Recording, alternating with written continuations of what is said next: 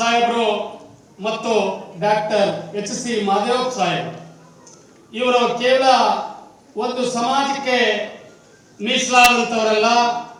ಇವರು ಸಮಸ್ತ ಶೋಷಣೆಗೆ ಒಳಪಟ್ಟಂತ ಸಮಾಜದ ಧ್ವನಿಯಾಗಿ ಇವತ್ತು ನಮ್ಮೆಲ್ಲರನ್ನ ಮೇಲೋಕ್ತ ಕಾರ್ಯಕ್ರಮವನ್ನ ಮಾಡ್ತಾ ಇರೋದು ನನಗೆ ಬಹಳ ಸಂತೋಷ ಆಗ್ತಾ ಇದೆ.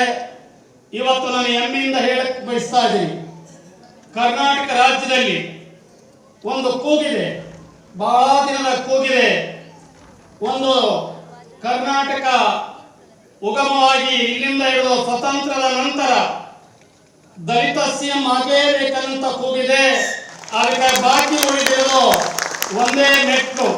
ಖಂಡಿತವಾಗಿ ಈ ಅವಧಿಯಲ್ಲಿನೇ ಅದು ಭರ್ತಿಯಾಗಿ ಅನ್ನಂತ ಒಂದು ನನ್ನ ವೈಯಕ್ತಿಕವಾಗಿ ತಮ್ಮೆಲ್ಲರ ಪರವಾಗಿ ನಾನು ಕೇಳಕ್ ಬಯಸ್ತಾ ಇದ್ದೀನಿ ಅಂತ ಪರಮೇಶ್ವರ್ ಸಾಹೇಬ್ರೆ ಮತ್ತು ಮಾದೇವಪ್ಪ ಸಾಹೇಬ್ರೆ, ಎಲ್ಲರಿಗಿಂತ ಹೆಚ್ಚಾಗಿ ದಾವಣಗೆರೆ ಜಿಲ್ಲೆಯಲ್ಲಿ ನಿಜವಾಗ್ಲೂ ಇವತ್ತು ಬಸವಣ್ಣನವರ ಒಂದು ಸಂಪೂರ್ಣವಾಗಿರ್ತಕ್ಕಂಥ ನಡೆ ನುಡಿಗಳನ್ನು ಒಪ್ಪಿಕೊಂಡು ಒಂದು ಮೇಲ್ಮಟ್ಟದ ಸಮಾಜದಲ್ಲಿ ಜನ್ಮ ತಾಳಿದರು.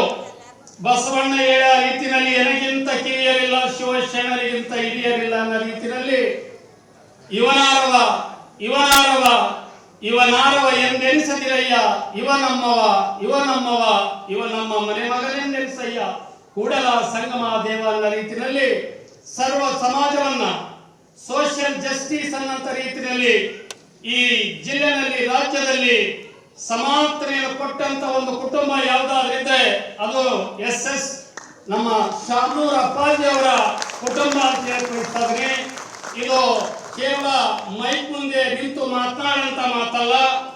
ಹಾಗಾಗಿ ಇವತ್ತು ಅಂತ ಕುಟುಂಬದಲ್ಲಿ ಮತ್ತೆ ಎರಡು ರಾಜಕೀಯ ಒಂದು ಪ್ರತಿಭೆಗಳು ಬರ್ತಾ ಇದ್ದಾವೆ. ಒಂದು ದಾವಣಗೆರೆ ಉಸ್ತುವಾರಿ ಸಚಿವರಾದಂತ ಮಲ್ಲಿಕಾರ್ಜುನ್ ಸಾಹೇಬರು ಈಗ ತಾನೇ 30 ವರ್ಷಗಳ ದಾಖಲೆಯನ್ನ ಮೀರಿ ಇವತ್ತು ಡೆಲ್ಲಿಗೂ ಹೋಗಿರ್ತಕ್ಕಂಥ ಲೋಕಸಭಾ ಸದಸ್ಯರ ಕೀರ್ತಿ ಇವತ್ತು ಡಾಕ್ಟರ್ ಪ್ರಭಾ ಮಲ್ಲಿಕಾರ್ಜುನ್ ಮೇಡಮ್ ಅವರಿಗೆ. ಹಾಗಾಗಿ ಅವರು ನಮ್ಮೆಲ್ಲ ಸಮಾಜದ ಸೇವೆಯನ್ನು ಮಾಡೋ ಕಾರಣಕ್ಕೋಸ್ಕರ ಅವರಿಗೆ ದಯಮಯ ಭಗವಂತ ದೊಡ್ಡ ಶಕ್ತಿಯನ್ನು ಕೊಡ್ಲಿ ಅನ್ನೋ ಮಾತನ್ನು ಹೇಳಕ್ಕೆ ಬಯಸಿ